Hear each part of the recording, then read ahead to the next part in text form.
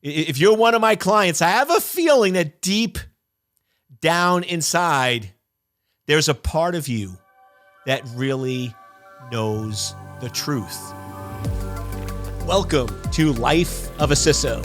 I'm Dr. Eric Cole, your host, and we'll be taking you on a journey each week on what it takes to be a CISO and what are solutions that you can implement today if you are currently a Chief Information Security Officer or if you want to be one in the future. This is Life of a CISO.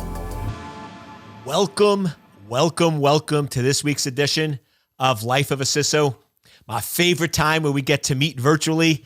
I'm so excited for when things go back to hopefully normal, where we can have some live events, some live get-togethers, and I can actually sit across from you, look you in the eyes, smile, and we can have some great conversation. But until then, we're going to go virtual each week with Life of a CISO. I'd love to get your feedback on the show, any topics you'd like us to cover. Also, we've launched some new pages on our website, secure-anchor.com. CISO is for our CISO cert. We got some great free resources there. Also, secure-anchor.com. Cyber crisis. It's happening, right? 5 days, right? In 5 days, it's going to be out. I'm so excited, right? I'm super pumped. So if you haven't picked up your copies of Cyber Crisis yet, definitely want to do that. If you go to secure-anchor.com/cybercrisis, we got some great deals, some giveaways, some free stuff to really incentivize you. Also, why I'd love you to pick up a copy for yourself so you can understand the language you need to speak to talk to executives. I'd love for you to pick up some copies. And if you're at a company where your executives can really use this, vice presidents or others, we got some great deals where we're doing some free workshops, free sessions. Normally charge anywhere from $20 to $25K for these. And if companies will buy 500 copies of the book, we'll give these for free, even 200 or 300. So if you're interested in some bulk copies, I'm on a mission to make cyberspace safe. Remember, if you follow me, you know it's not about the money. I don't make any money on my books, right? I'm not Stephen King or any of those. Plus, anything I do make, I donate to charities because I sort of do books for the purpose of making cyberspace safe. That's really why I do that, to get the message out there. To me, this is a need. One of the biggest problems I recognize is executives don't understand cybersecurity. Nobody communicates to them in a language they understand. So that's the whole reason for the book, Cyber Crisis. What I'd like to do today is sort of give you what I call the ninja super tricks of being a CISO. I've coached a lot of people. I see a lot of posts. I interface with a lot of individuals, successful and unsuccessful. And what I've noticed is there's 3 ninja tricks. These are what superheroes have, right? World-class CISOs have that differentiate the good from the bad. And it's not what you think. Most of the CISOs we can teach pretty quickly to speak business. We have our list. Don't say firewalls. Don't say false positives. Don't say packets. Don't say routers. Don't say switches, right? Don't go technical, right? That's easy. But what we really struggle with are the 3 powerful super traits that I call the thoughts, the physiology, your body language, and the communication. Those are the things that differentiate world-class from not world-class. Those are the things that over and over again hold people up. So that's really what I want to cover on this webinar, sort of do a coaching session. Even though this is group, I'm really talking to you. And I know some of you are like, how did he know that, right? Because I know the patterns that are out there. So let's start off with the first one. Thoughts. One of my favorite quotes, and this is accredited to a lot of different people, so I'm not sure who really came up with it, but it's sort of one of the rules that I live by. Whether you think you can or think you can't, you're probably right. Right? Your thoughts control your actions. Remember, your mind is a goal-achieving machine. It wants you to be right. Therefore, it's going to go in and filter the world so you're right. Have you ever had a situation where you're in the kitchen and somebody says, hey, can you grab the salt? And you're like, where's the salt? And they're like, it's on the cabinet. Open up the cabinet to the right of the stove. It's on the second shelf. And you've already convinced yourself that you're not going to find the salt. For whatever reason, you don't want to get the salt. You don't feel like getting the salt. You've convinced yourself the salt isn't there. So what do you think happens when you open up the cabinet? You actually don't see the salt. Your mind is a goal-achieving machine. It wants you to be right. So it actually filters out and you actually don't see the salt. And then you're like, the salt's not there. I told you the salt's not there. Why are you telling me to get it? And the person walks over, opens up the cabinet, and literally right on the shelf, right in front of you, there's the salt. Come on, how many of you had that happen? Or in different cases with sunglasses or car keys or any of those factors, right? We have that happen all the time. So our thoughts are very, very powerful. If we go in and we convince ourselves that we can't do something, then you actually become a self-fulfilling prophecy. And this is the one I run across all the time. Eric, nobody's going to hire me. I'm not CISO material. I'm not really a CISO. I don't have enough experience. And when people tell me that, I'm like, you're absolutely right. And like if I'm coaching them one-on-one, they're like, really? This is what we paid you all this money for? Was to basically say, we're right. I'm like, no, you paid me for what I'm going to say next, which is, do you want that to be right? Does that make you feel good? Do you want to live in a world where you're not CISO material? Do you want to live in a world where you really portray lack of experience? Is that really the reality that you want? Because if that's the reality that you want, and you are completely convinced, no matter what anybody says, that that is truly your reality, then let's just end the call, wish you well, and I'll refund your money because I can't help you. But I somehow think, right? I somehow believe that if you're listening to this, or I'm going to treat you like a paying client, if you're one of my clients, I have a feeling that deep down inside, there's a part of you that really knows the truth, that really knows what that truth is. And that's what we want to uncover on this call. You absolutely can do anything you want. You just have to go in and train or retrain your mind. Now, remember something. We have the same exact mind that people have had for hundreds and hundreds and hundreds of years. If you go back to cave people, right, the original cave people, the main purpose of your brain was to keep you alive. And the way it keeps you alive is through fear and risk aversion. Just want to take a quick break. I hope you're enjoying the show. I have this free webinar that I would love for you to check out if you want to become a world-class CISO. Oh, you don't want to go out at night. There might be saber-toothed tigers. You might die. That's too risky. Go in the morning when it's light out and you can actually see in front of you and be able to look and predict threats. So you go, oh, that sounds good, right? Fear, avoiding risk makes sense. Now, maybe I'm wrong. Maybe some of you are listening to this, and as you're listening to this, there's actually a real threat of a saber-toothed tiger attacking you. And if that's you, then maybe you should probably deal with that over listening to me. I think I provide a lot of value, and I think in terms of changing your life, I can really, really help you. But if it comes down to getting attacked and getting killed by a saber-toothed tiger or listening to Eric, I do think that's one of the few cases where probably saber-toothed tiger wins, right? But for the rest, I tried to keep a straight face there. But for the rest of us, right, that's probably not a real threat. So the first thing I want you to start doing is raising your awareness. Being aware when you do that to yourself. Because many of us subconsciously hold ourselves back. I'm not management material. I'm not going to get promoted. I'm not. So first thing is raise awareness. So when that happens, you can go in and you can say, that's not true. Now, I'll give you a trick. It's an easy way to identify what I call these limiting beliefs, or these beliefs that are holding you back, or these restraints. They don't feel good. So whenever you're having a great day and you're just in your mojo and all of a sudden you're like, I'm a little tired, I want to take a nap, or me that I have to work on, I'm gonna go get some ice cream, right? That's my go-to, right? I am addicted. Well, no.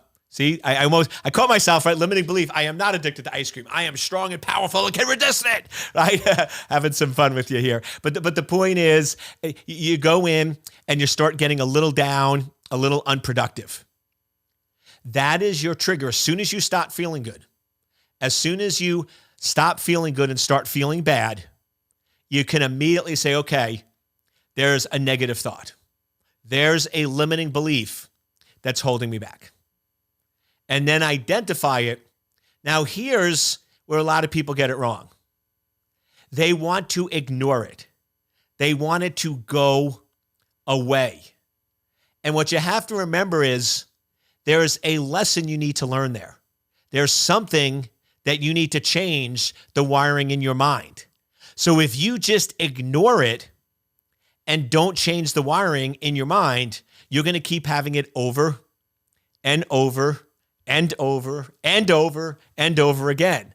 So this idea of, just ignore it, pretend it doesn't exist, right? Just go in and do happy thoughts or happy claps or whatever some crazy people told you, that doesn't work. You need to address it. So let's go in and use the one that I get a lot, and I'll use it with you. I don't have any executive or leadership experience. Now, first, let's just go through the exercise. How does it make you feel? Doesn't make you feel good, right? Which means limiting belief, which means it's not true. So let's look at your career, at your entire career, and go back to as long as you can remember. If you can remember, even in high school or elementary or college or any of those, did you ever have any leadership positions? Were you ever the president of a club, or the vice president of a club, or the secretary of a club? Did you ever, in your entire life, organize or put anything together? Were you ever responsible for being the lead on a team project? Were you ever responsible for any projects where you had to go in and give status updates or manage the resources? And if we start going through that, you're going to start getting a pretty long list. Now, it might not be the leadership that you wanted or was thinking, and that's okay. You can change that. But the point is, it's not a true statement to say you don't have any leadership experience, to say you don't have any executive experience. Or my other favorite one is, Eric, I have no financial background. I have nothing in finances. Let me ask you a question. I don't care in the past if you had to file bankruptcy or anything else, but right now, do you have a house? Do you have a car? Right? Do you have any possessions? Well, yes. So you know finances, because clearly you might not be doing as well as you want, but you're surviving. Have you ever written a check?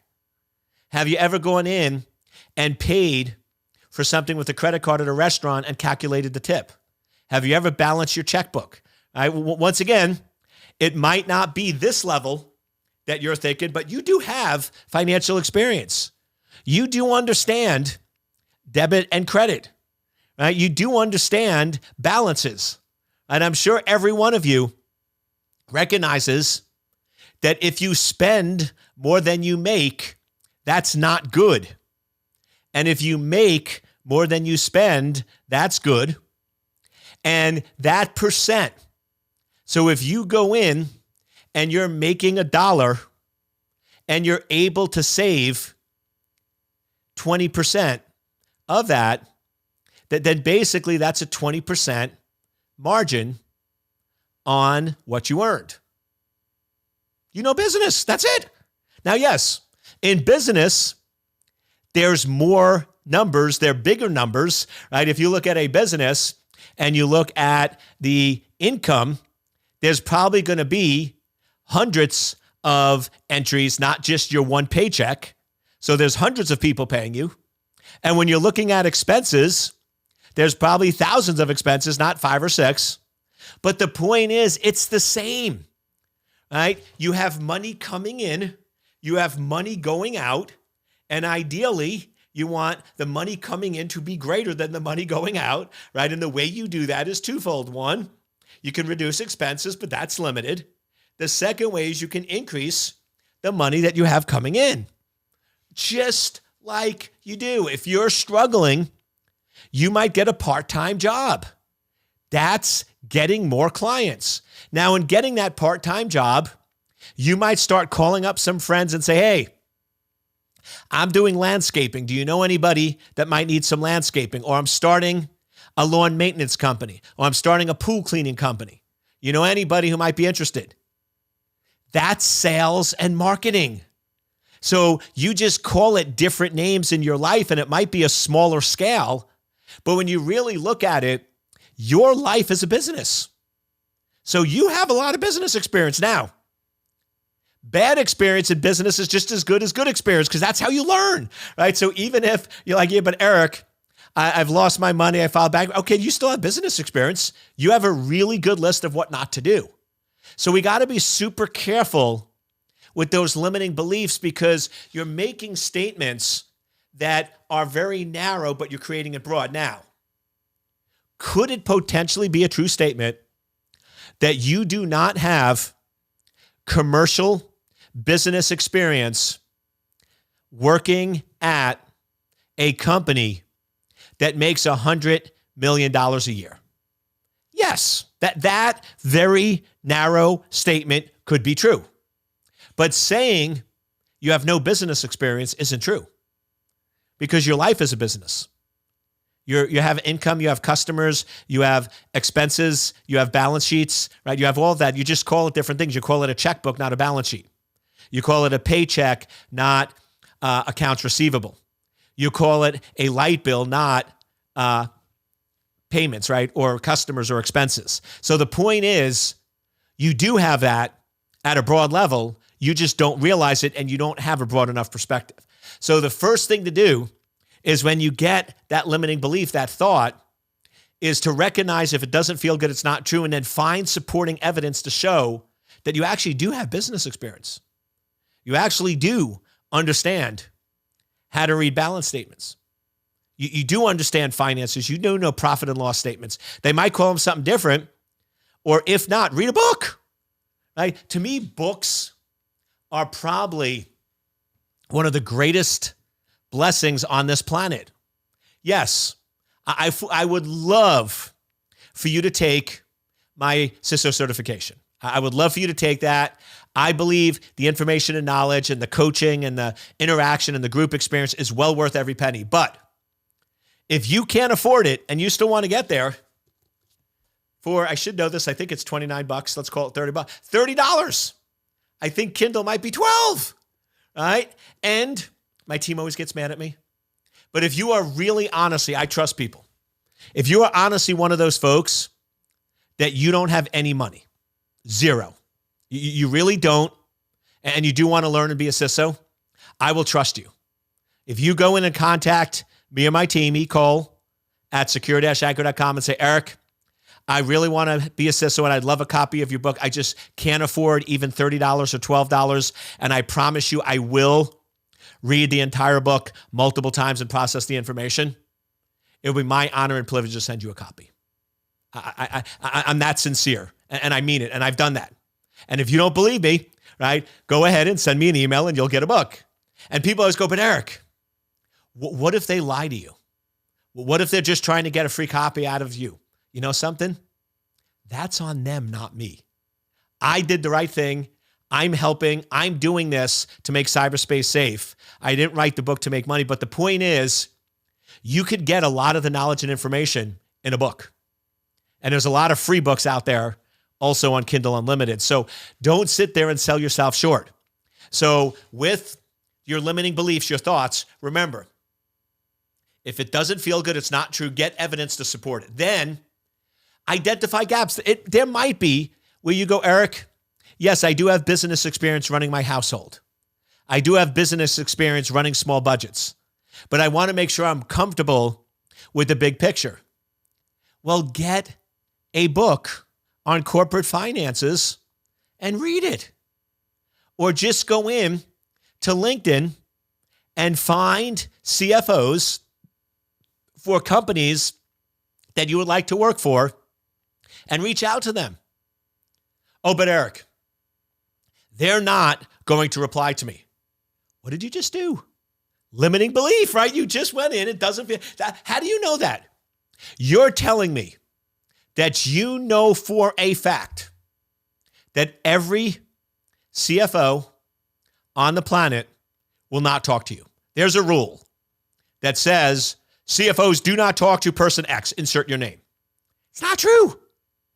Now, yes, you might have to reach out to 100 people and you might get 99 no's, but one of them will say yes. I always tell people, and this is nothing to do with me, this just shows you the power of being sincere and asking. It's my Richard Branson story.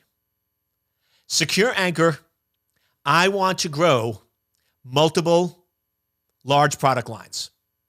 And all of the coaches that I talk to say, Eric, that's wrong.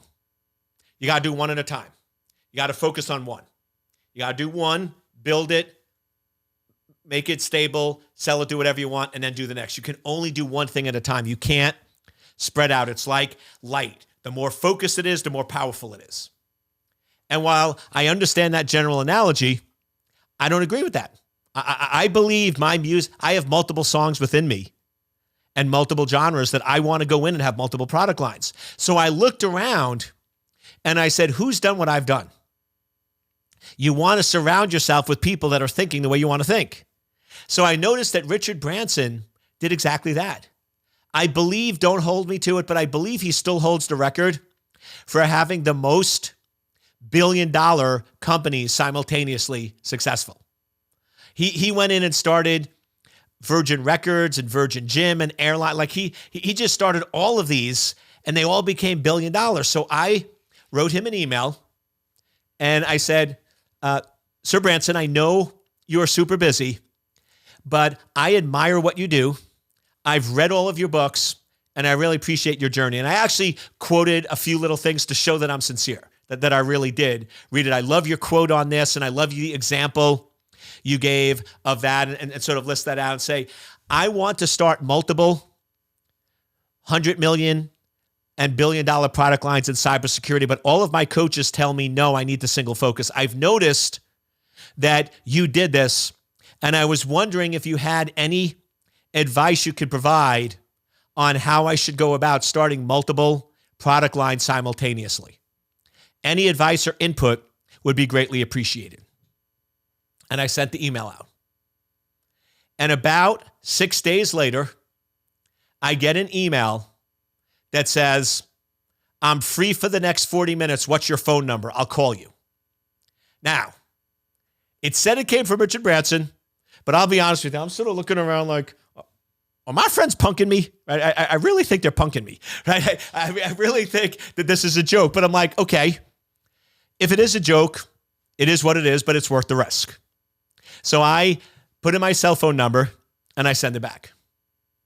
And I'm holding my phone and it's like waiting for that pot to boil. Right? Like, and then sure enough, it rings and I pick it up and it's Richard Branson. And he's like, and he jumps right in. He's like, okay, let me tell you what to do. You got to do this, this, and this. And essentially the advice he gave is I need to get very, very clear on the vision and the focus. And then I need to get individuals that believe in it as much as me to run each of the different product lines. I mean, that was essentially his advice. And then at the end, I said, I know your time is valuable, but I just have to ask, why? Why did you call me? And he goes, Eric, I got to where I am because many people helped me. People that didn't need to help me helped me out, gave me an advice. And I always told myself that I don't care how big and how rich I get. If people sincerely and genuinely need help, I will always assist them. And I said, thank you. And that's awesome. But what made you pick me? And he goes, Eric, I get thousands of emails a week. Most of them are stupid. Can I live in your island for free? Will you buy me a car? Can I bear your children? He goes, it's just ridiculous. I don't even see him. My assistant reads them out. He goes, but the really genuine, sincere ones are very few. And the ones that actually have legitimate questions are maybe 1 or 2 a month.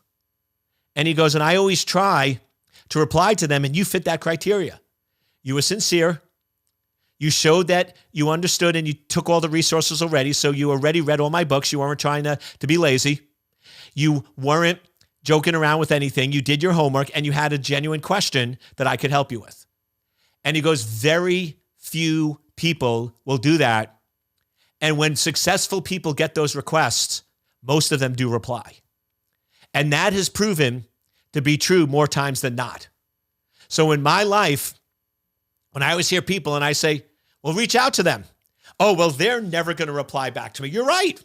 If your thought is they will never, ever reply back to you, then whether you think you can or think you can't, you're absolutely right. But if you do what I said, where you show you did your homework, you show you're sincere, and you ask a genuine, legitimate question, more times than not, somebody will help you. And remember, even if 10 people won't, you only need one person too. So you have to start going and saying, okay, how serious am I about being a CISO? Is this really my burning desire? Is this something that I want more than anything else? And if it is, let nothing stop you. And the first thing you want to start doing is start being aware and getting rid of your limiting beliefs. I don't want you to ever say from this moment forward, I'm not CISO material. Yes, you are. Absolutely. Go and find supporting evidence through your life that you absolutely can manage and run teams. You manage and run your family. You manage and run other entities in your life, and that you can speak business language. I don't ever want to hear you say, oh, I don't know finances, or I don't have business experience. I don't have leadership experience. So the first and most important thing is you have to get your head on straight. You need to start every day, multiple times a day.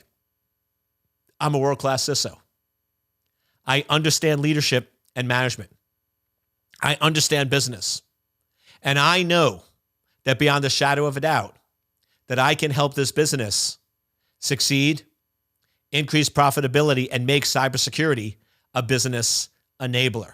You need to start having thoughts that align with what you want.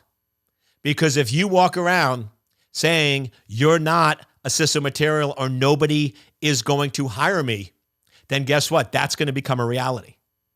So change your thoughts and change your life. And this one I really got into a little more than I thought I would. So I'm going to start to wrap up this episode because I like to keep them between 25, 30 minutes. But guess what? Next week, I'm going to go in and give you the second 2 ninja tricks, which is going to be physiology, body language, and how you communicate, which is tied directly to thoughts. But once again, your thoughts are most important. If you want to understand what your thoughts are, look at your current life. Your current life is a direct reflection of your thoughts. If you're currently in IT as an engineer and you haven't been able to get promoted, that's because your thoughts are telling you that you can't get promoted. If you're currently in an unhealthy relationship and it's not getting any better, it's because your thoughts are saying that you cannot or deserve to be in a healthy relationship. So I'm really tying this to CISO and getting you to become a world-class CISO, but this applies to any area of your life. If you're not getting what you want, raise awareness and recognize what your thoughts are. Remember, whenever you feel bad, whenever you feel down, those are always going to be limiting beliefs. And if it makes you feel bad, it's never true. And then find supporting evidence and create a true statement that aligns and be persistent. Go in, and if you believe, which I don't know if you do, but if you believe you truly need to get some more help with finances, buy a book and reach out to CFOs for help. Honestly, I think you're probably closer than you are. So I would urge you to start applying for CISO positions. You are a world-class CISO. You have leadership. You have communication. Now, you might have to interview 200 times, but remember, it doesn't matter the number of times you apply for a job or the number of times you interview. You only need one. You only need one hit. And most likely, if you're interviewing a lot and you're not getting the job offers, it's probably the communication, which we're going to cover in the next episode. So once again, 5 days, like Cyber Crisis comes out. Make sure you pick that up. Order it now. I'd love to give you a great deal where I can do some virtual, even come on site with your team if you do a bulk order of several hundred. So reach out, call at secure-anchor.com. I'd love to hear from you. And until next week, thank you for watching Life of a CISO.